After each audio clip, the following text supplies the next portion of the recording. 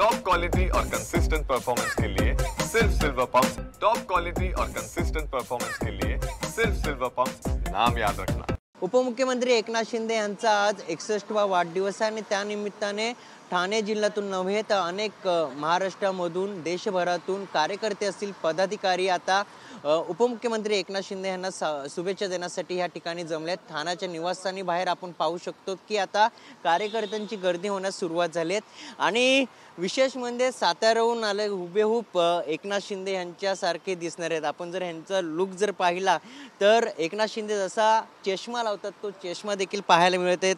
पायात बूट आणि अंगात जो कपडे आपण बघू शकतो, व्हाईट कलरचा शर्ट आपण पाहू शकतो। परत गंधक देखील या ठिकाणी लावलेलं चित्र पाहायला मिळत आहेत। काय सांगाल, हुबेहूब तुम्ही एकनाथ शिंदे सारखे दिसतात, शुभेच्छा देण्यासाठी तुम्ही साताऱ्याहून या ठिकाणी आलात। राज्याचे लाडके मुख्यमंत्री आदरणीय एकनाथजी शिंदे साहेब यांना प्रथमतः मी वाढदिवसाच्या शुभेच्छा देतो। खूप अपेक्षेने आलो आहे सातारवरून की त्यांना भेटून पुष्पगुच्छ देऊन त्यांना शुभेच्छा द्याव्यात। मागेही माझे एक 15 दिवसापूर्वी ते दरी या गावी आलेले, पण धावती भेट झाली, पण भेटले मला ते। सांगायचं उद्दिष्ट हेच की मी गेली 1-1.5 वर्ष त्यांच्यासारखा पेहरावामध्ये आहे किंवा त्यांच्यासारखा दिसतो। जनसामान्य लोकांमध्ये मला खूप चांगली रिस्पेक्ट मिळते, लोक माझ्यावर प्रेमाने फोटो काढतात, हे पाहून मला पण खूप समाधान वाटतं, आनंद वाटतो।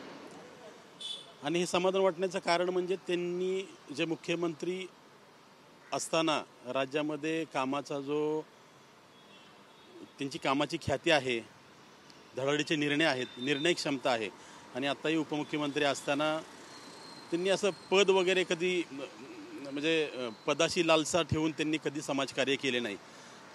एवढं चांगलं वाटतं की आपल्या मातीतला, आपल्या जिल्ह्यातला, आपल्या गावातला माणूस एक राज्याच्या मुख्य पदावर जाऊन पोचतो आणि त्यांच्या कामाची ख्याती आपल्या राज्यातच नव्हे तर देशभरात पोचते। खूप समाधान वाटते साहेब।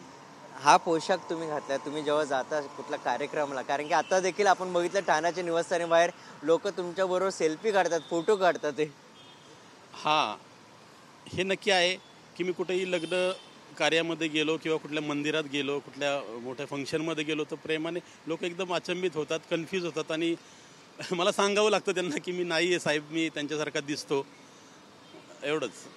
असं वाटतं कारण की एकनाथ शिंदे जर बाजूबाजूला जर सगळेच लोक कन्फ्यूज होऊ शकतात की कोण खरा कोण डुप्लिकेट, असा फरक जाणवतो। हा फरक जाणवतो, पण मला या ठिकाणी एक सांगायचं आहे की मी त्यांच्यासारखा दिसतो, पण म्हणजे एक साहेबांची प्रतिकृती, त्यांची ख्याती म्हणजे मी त्यांच्यापेक्षा 1% पण होऊ शकत नाही, पण मी खूप त्यांचा आदर करतो। का करू नये, सर्वांनाच महाराष्ट्राला अभिमान आहे साहेबांच्या कार्याचा, साहेबांनी केलेल्या विकासाचा। विशेष करून महाराष्ट्रामध्ये जी लाडकी बहीण योजना त्यांनी राबवली आणि त्या योजनेच्या ह्याच्याखाली आणि विधानसभा निवडणुकीमध्ये त्यांच्या नेतृत्वाखाली निवडणुका लढल्या गेल्या, त्यामुळं महायुतीकडे संख्याबळ दिसलं जातं। खूप खूप मी परत एकदा साहेबांना शुभेच्छा देतो आणि आशा व्यक्त करतो की लवकरच माझी साहेबांची भेट होईल।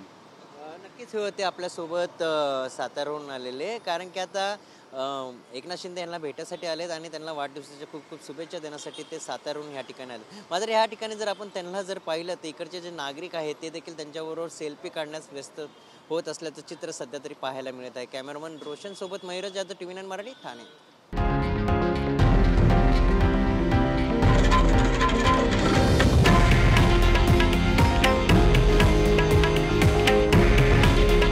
हे आहे देशातील नंबर 1 न्यूज नेटवर्क आणि आपण पाहत आहात TV9 मराठी। काळजी तुमची, हित महाराष्ट्राचं।